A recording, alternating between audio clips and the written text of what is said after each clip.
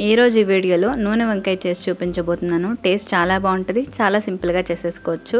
Simple ఇంగ్రీడియంట్స్తో మంచి recipe అనమాట. అలా వేడి వేడి అన్నంలోకి వేసుకొని తింటుంటే సూపర్గా ఉంటుంది. ఒకసారి తిన్నారంటే మళ్ళీ మళ్ళీ చేసుకొని తింటారు, అంత బాగుంటుంది రెసిపీ. ఎలా చేసుకోవాలో ఈ వీడియోలో చూసేయండి. ముందుగా అయితే పెద్ద నిమ్మపండంత సైజు చింతకాయని నానబెట్టుకోవాలి. ఇలా నానబెట్టేసి పక్కన పెట్టేసుకోండి.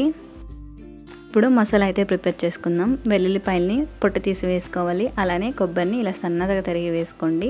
ఒక టమాటోని అలానే ఒక ఉల్లిపాయని కట్ చేసి వేసుకోవాలి. కొద్దిగా కొత్తిమీర, పసుపు, కారం తగినంత, అలానే ధనియాల పొడి, మెంతు పొడి, జీలకర్ర పొడి, ఒక 5 లవంగాలు, చెక్కని ఇలా తుంచి వేసుకోవాలి. తగినంత ఉప్పు, పల్లీలను వేయించి తీసుకోండి. ఒక 1/2 కప్ తీసుకుంటే సరిపోతుంది.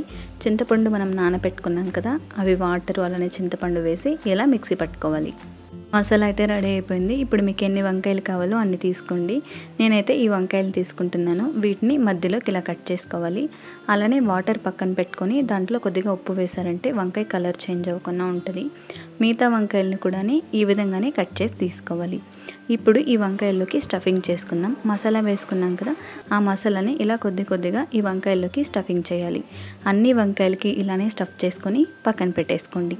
ఇప్పుడైతే కుక్కర్ తీసుకొని కొద్దిగా ఆయిల్ వేసుకోవాలి. ఇలా ఆయిల్ లైట్గా వేడెక్కాక సాసవులు వేసుకోండి. సాసవులు లైట్గా వేగిపోయాక ఇలా మసాలా స్టఫ్ చేసుకున్న వంకాయల్ని ఒక్కొక్కటిగా వేసుకొని కాసేపు అలా వదిలేయండి. కాసేపు అయ్యాక కొద్దిగా కరివేపాకు వేసుకొని 2 వైపులు వేయించుకోవాలి. ఈ వంకాయలు అనేది ఇలా నూనెలోనే ఫ్రై అయితే టేస్ట్ బాగుంటుంది. ఇలా మొత్తం ఫ్రై అయిపోయాక మిగిలిన మసాలా ఉంటుంది కదా, అది కూడా దీంట్లోకి యాడ్ చేసుకునేయాలి. ఇలా యాడ్ చేసుకున్నాక మసాలా కూడాను బాగా నూనెలో వేయించండి. అప్పుడే టేస్ట్ బాగుంటుంది, పచ్చివాసన రాకుండా. ఇప్పుడు అదే మిక్సీ జార్లో కొద్దిగా వాటర్ వేసుకొని మీకు కర్రీకి ఎంత కావాలో అంత వేసుకోవాలి. ఇలా వేసుకున్నాక వంకాయలు మెత్తపడేంత వరకు ఉడికించుకోవాలి. మీరు కావాలంటే విజిల్ కూడా పెట్టుకోవచ్చు ఫాస్ట్గా అవ్వాలంటే, కానీ ఇలా ఉడికించుకున్నారంటే టేస్ట్ బాగుంటుంది.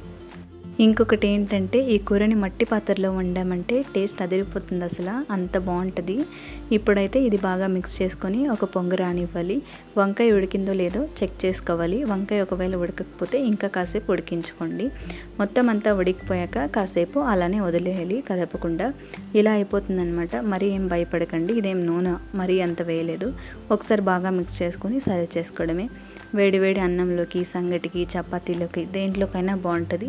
ఒక 2 డేస్ కూడా మనము ఇది స్టోర్ చేసుకోవచ్చు, అంత బాగుంటుంది. మీరు ఒకసారి ట్రై చేసి ఎలా వచ్చిందో నాకు కమెంట్ చేసేయండి.